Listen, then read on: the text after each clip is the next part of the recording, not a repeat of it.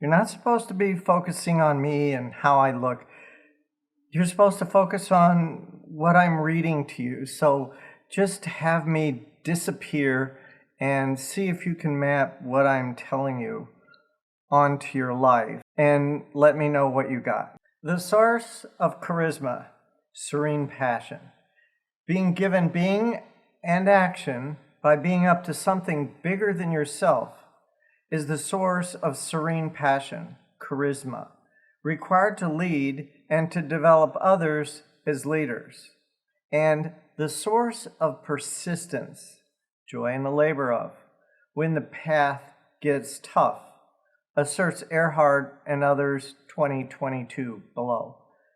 Not being sure myself what exactly this means, I looked it up in the Oxford Languages Dictionary, which defines charisma as two things. One, compelling attractiveness or charm that can inspire devotion in others, as in, she enchanted her guest with her charisma.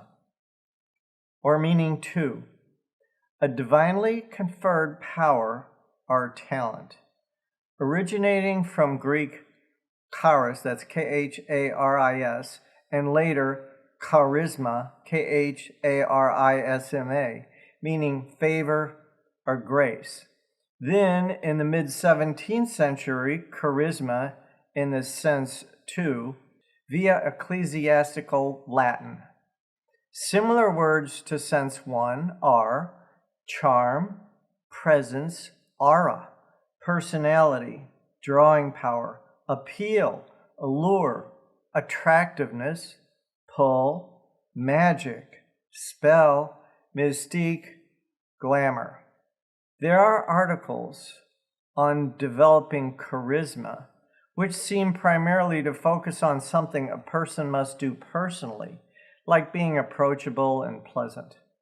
Additionally, one must have leadership ability and strength of presence.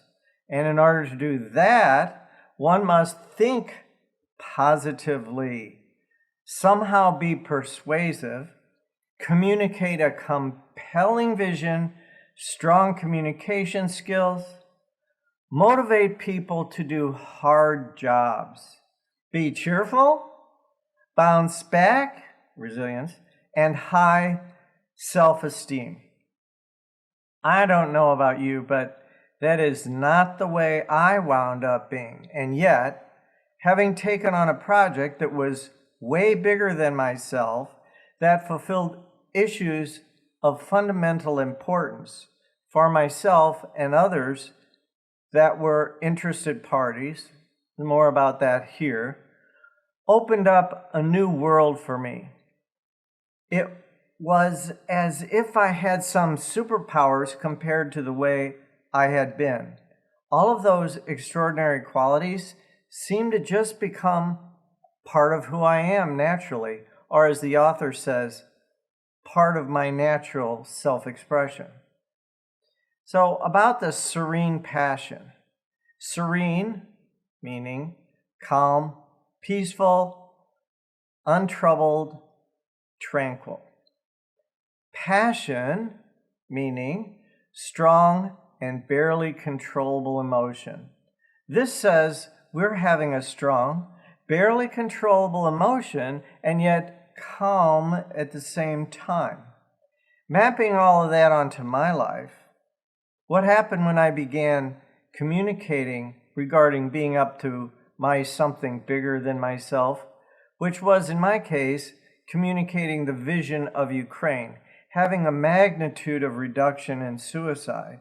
I was actually calm, yet at the same time, there was a strong emotion that I had to manage so the exuberance would not come across in such a way that the deans and department heads were not alarmed regarding the state of my sanity. Strangely enough, when I shared the poster of death by self-inflicted injury presented by Country and said I had a course that would make a difference, they were not unduly alarmed. I was willing and able to back up my claim. Perhaps They were responding to my peacefulness and certainty. Having graduated from a top social work school in the U.S. and coming halfway around the world might have had some influence. I could tell what was going on with them because I was out here where they were. See here for the distinction out here, which can be easily accomplished by anyone. So we need research. Other than sharing my anecdotal experience, I don't have any academic papers that support the assertion made by Earhart and others, 2022. Perhaps some of you have experienced the same thing. Please comment below. When you were up to something so big, you had no idea how to accomplish it, yet you were in action. What was that like for you? Please share it with me and everybody else that's interested in this topic. In the absence of any scientific or academic studies that back up or refute the claim, we're left looking to see what there is to see about the matter. I assert that this is the author's assertion, and it is left to us to see if we can find it to be valid in our experience. And of course, there is the possibility of designing a study. My impossible promise that gives me being up to something bigger than myself. It is left to be seen if I can use this YouTube channel to lead and develop others as leaders and the source of persistence, quote, joy in the labor of, when the path gets tough. It is my commitment. It is a future that doesn't seem to have been done before. It is not a sure thing by a long shot that this will make a difference. In my interviewing friends, I determined that only one book on average has made a profound difference in their lives and a life-changing impact. So it is possible, but not apparently highly likely. No one has said a YouTube channel has ever made a significant difference in their lives. And maybe it has, just I don't know of it. If you know of it, please leave a comment. I've not interviewed a statistically significant population. An indicator would be the subscribers, likes, or comments. In classes, I had a captive audience, and they were there to get a grade. Now, there are no such inducements. Anybody have any ideas? I know the potential of these distinctions.